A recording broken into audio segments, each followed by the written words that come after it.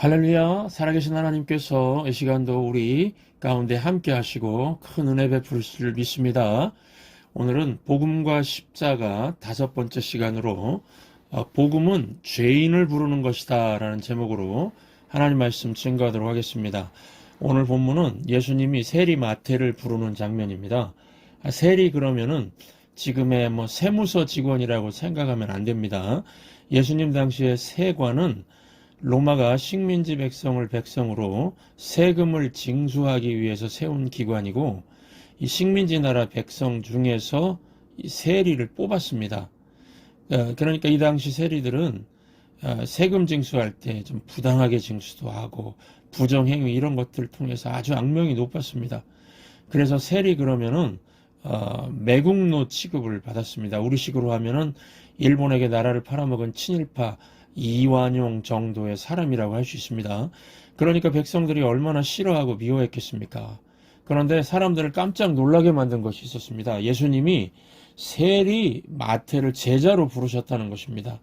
세리 같은 죄인은 싫어하고 피해야 되는데 불러서 제자를 삼은 겁니다. 여러분, 이게 복음입니다. 오늘 본문을 통해서 복음이 무엇인지 두 가지만 살피도록 하겠습니다. 첫 번째, 복음은 죄인을 부르는 것이라는 겁니다. 사람들은 자기가 싫어하고 괜히 기분 나쁘게 느끼는 사람이 있으면은 막 왕따시키지만은, 배척하지만은 예수님은 어떤 나쁜 죄인, 비참한 죄인이라도 부르신다는 것입니다. 혹시 나는 죄의 경험이 있다, 나는 죄 짓다가 넘어진 경험이 있다, 나 같은 사람은 예수님께 쓰임받을 수 없다, 이렇게 생각하시는 분 계십니까? 나는 술에 찌든 인생이었고 담배에 찌든 인생이었고 다른 사람들에게 상처를 주는 인생이었고 죄악에 찌든 인생을 살았다. 내 스스로가 나는 분명히 죄인이라고 인정하고 있다. 예수님이 절대 나는 부를 수 없을 거야. 여러분, 그렇지 않습니다. 예수님은 어떤 죄인도 어떤 비참한 사람도 제외시키지 않고 부르십니다. 교회가 무엇입니까? 예수님을 주와 구주로 고백하는 신앙의 공동체죠. 그래서 교회가 할 일은 예수님처럼 죄인을 영접하고 부르는 겁니다. 오늘 말씀 12절 13절 함께 읽겠습니다. 예수께서 부르시고 이르시되 건강한 자에게는 의사가 쓸데없고 병든 자에게라야 쓸데있느니라. 너희는 가서 내가 긍휼을 원하고 죄사를 원하지 아니하노라 하신 뜻이 무엇인지 배우라. 나는 의인을 부르러 온 것이 아니요 죄인을 부르러 왔노라 하시니라. 이 12절 말씀 일종의 풍자적인 격언입니다. 건강한 사람 누구일까요? 바리새인. 병든 자는 누구입니까? 세리와 죄인. 그러면 의사는 누구일까요? 예수님이죠. 그러니까 자기 스스로 건강한 자라고 생각하는 바리새인은 누가 필요 없다는 것입니까? 예수님이 필요 없다는 것입니다. 이게 큰 문제입니다. 세리와 죄인은 병든 자니까 의사 되시는 예수님께 나오는데 바리새인은 나오지 않는다는 것이죠. 그러면은 왜 바리새인들이 예수님 필요 없다고 생각할까요? 마태복음 7장 3절부터 5절을 함께 읽겠습니다. 어찌하여 형제의 눈 속에 있는 티는 보고 네 눈 속에 있는 들보는 깨닫지 못하느냐? 보라, 네 눈 속에 들보가 있는데 어찌하여 형제에게 말하기를 나로 네 눈 속에 있는 티를 빼게 하라 하겠느냐? 외식하는 자여, 먼저 네 눈 속에서 들보를 빼어라. 그 후에야 밝히 보고 형제의 눈 속에서 티를 빼리라. 무슨 말씀입니까? 바리새인들은요, 자기 자신의 죄 문제를 못 보고 있다는 겁니다. 다른 사람에게는 죄 1개가 있고 자기 자신에게는 10개가 있는데 그걸 못 보고 남을 비판한다는 것입니다. 우리말에도 똥 묻은 개가 겨 묻은 개를 비방한다는 말이 있죠. 그래서 예수님 말씀은 바리새인들, 너희 눈에 잘 보이는 것은 너희에게도 있기 때문이야. 너의 눈에 잘 보이는 게 너의 문제다. 그게 너의 죄와 그죠? 너의 죄와 허물이다. 죄와 허물이라는 겁니다. 어떤 여자 성도가 자기 교회에 대해서 이렇게 말했습니다. 우리 이 교회는 사랑이 없어. 여러분, 예수님 말씀대로 하면 그 교회에 누가 제일 사랑이 없는 겁니까? 그 여자 성도가 가장 사랑이 없는 거죠. 자기 눈에 잘 보이는 게 자기 문제거든요. 또 이 교회는 예배에 감격이 없어. 이렇게 말하는 사람이 있다면 누가 가장 예배에 감격이 없는 사람일까요? 이렇게 말한 사람이죠. 왜냐하면 자기 눈에 잘 보인다는 것은 자기가 그 상태라는 거 아닙니까? 또 아, 왜 이렇게 타짜들이 많아? 그러면 누가 타짜라는 겁니까? 여기 타짜가 뭔지도 모르시는 분 계시죠? 타짜는 사기꾼, 도박 전문가입니다. 타짜 눈에 타짜가 보이는 거죠. 내 눈에 보이는 것이 나의 관심사고 나의 문제가 되는 것입니다. 그러니까 예수님 말씀은 네 눈에 들보 있다. 남 탓하지 마. 남 비판하지 마. 이겁니다. 사실 바리새인들이 더 못된 죄인 아닙니까? 거룩한 채 하는 죄인이죠. 이 밥맛이죠. 예, 이런 바리새인처럼 자기 기준 갖고요. 세상 사람 정죄하는 교회가 있다면 전혀 복음적이지 않는 전혀 복음적이지 않는 교회입니다. 죄인을 부르는 복음적인 교회 예를 하나 들겠습니다. 미국 목사님인데 척 스미스 목사님이 히피족들 전도할 때 있었던 실제 스토리입니다. 빌이라는 대학생이 있었습니다. 히피였습니다. 헝클어진 긴 머리에 구멍난 청바지를 입고 맨발로 다녔습니다. 비가 오나 눈이 오나 맨발로 다녔습니다. 그러니까 발이 시커멓고 몸에서 냄새가 났습니다. 어느 날 빌은 자기 대학 건너편의 교회에 가서 주일 예배를 참석하게 되었습니다. 그 교회는 예배 올 때 정장 차림으로 오는 신사 숙녀들이 모이는 중상층 교회였습니다. 빌이 예배당에 들어가니까 성도들이 이미 자리에 앉아있고 빈자리가 거의 없었다고 합니다. 빌이 두리번거리면서 앉을 자리를 찾고 있는데 성도들의 눈초리가 안 좋았다고 합니다. 그 교회는 대학교 근처에 교회를 세우고 대학생 전도하려는 교회였는데 막상 히피 대학생이 이 빌이 들어오니까 분위기가 불편해졌다고 합니다. 히피니까 이상하게 본 겁니다. 빌은 자리가 없으니까 예배당 맨 앞쪽에 가서 이 카페트 위에 주저앉았다고 합니다. 이 장면은 그 교회 성도들에게는 회개한 일처럼 보였다고 하는 겁니다. 회개한 일, 이상한 일 넘어가지고 회개한 일입니다. 그런데 그때 예배당 맨 뒤쪽에 앉아있던 80세 정도의 지팡이를 든 나이 든 집사님 한 분이 벌떡 일어났답니다. 그분은 정장에 지팡이를 든 신사인데 일어나서 빌에게 걸어갔다는 것입니다. 그때 성도들은 속으로 모두 생각했다는 것입니다. 역시 우리 교회 원로시구나. 저 대학생에게 예배 예절을 가르쳐 주시려고 하는구나. 이러면서 쳐다봤다는 겁니다. 그런데 지팡이를 든 80세 그 집사님이 빌에게 다가가서 아무 말 없이 그 옆자리에 앉았다고 합니다. 상상해 보십시오. 한 사람은 히피고 한 사람은 정장을 한 80대 노인입니다. 그 장면에 앉아있던 성도들이 충격을 받았다고 합니다. 그 교회가 세워지고 그런 일은 처음 겪은 거거든요. 몇 분 사이에 그 충격이 감동으로 바뀌게 되었다고 합니다. 80대 노 집사의 그 모습에 감동받은 젊은 남자 집사들이 몇 명 더 앞으로 나와서 한 10명 정도 앉아서 예배를 드렸다고 합니다. 그리고 담임 목사님이 올라와서 이렇게 설교했다고 합니다. 여러분, 저는 더 이상 말씀드릴 게 없습니다. 저 청년과 앉아서 함께 예배드리는 것이 메시지입니다. 이 장면이 복음입니다. 이것이 하나님의 뜻입니다. 참 감동적인 장면이죠. 이거 복음적인 교회의 모습 아닙니까? 만약에 오늘 우리 천성교회에 히피적인 빌이 예배하러 온다면 여러분들도 80대 그 집사님처럼 하시겠습니까? 아니면 빌을 쫓아내려고 하겠습니까? 대개 보면요, 성경적인 진리가 아닌데도 내가 불편하니까 싫어하는 것들이 있습니다. 여러분, 우리가 알고 있는 많은 것들이 복음이 아닐 수도 있습니다. 어떤 남자가 예배 시간에 선글라스를 끼고 있습니다. 그러면 내 기준에 불편하죠. 그런데 성경에 선글라스 쓰지 말라는 거 없습니다. 사정이 있어서 선글라스 쓰고 올 수도 있는 거죠. 뭐 전날에 부부싸움 하다가 부인한테 얻어 터져가지고 명이 들 수도 있는 거고요. 눈에 다래끼가 났을 수도 있고요. 그런데 복음적이지 않은 교회는요, 자신들의 불편한 것 때문에 죄인들을 못 오게 하는 오류를 범한다는 것입니다. 히피족도 얼마든지 올 수 있어야죠. 교회는 복음을 전하는 것이고, 복음은 무엇이라고요? 죄인을 부르는 것입니다. 예수님은 죄인을 불러서 죄를 씻어주고 구원을 주고 천국 백성이 되게 해주시려고 교회를 땅에 세우셨습니다. 우리 천성교회는 이 사명 감당하기 위해 존재한다는 것을 꼭 기억하시기 바랍니다. 두 번째, 복음이 무엇입니까? 죄를 처리하는 방식이 세상과 다르다는 겁니다.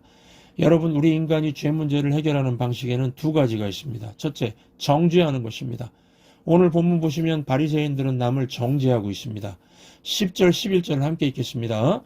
예수께서 마태의 집에서 앉아 음식을 잡수실 때에 많은 세리와 죄인들이 와서 예수와 그의 제자들과 함께 앉았더니 바리새인들이 보고 그의 제자들에게 이르되 어찌하여 너희 선생은 세리와 죄인들과 함께 잡수시느냐. 이 마태가 세리니까 유유상종이죠. 많은 세리들과 죄인들이 마태의 집에 와서 예수님과 제자들과 함께 식사를 하고 있었습니다. 그랬더니 바리새인들이 제자들에게 정죄하는 말투, 비난하는 말투로 왜 너희 선생은 죄인들과 함께 식사하느냐 이렇게 얘기하지 않습니까? 아마도 바리새인들은 죄인이라는 말에 힘을 줘서 큰 소리로 말했을 겁니다.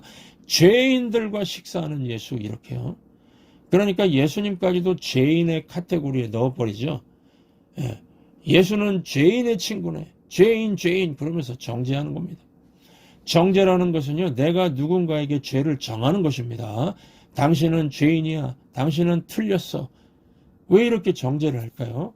당신은 죄인이야 라고 말하면서 나는 죄인이 아님을 주장하는 것이고 당신은 틀렸어 라고 말하면서 나는 옳다는 것을 주장하는 거죠.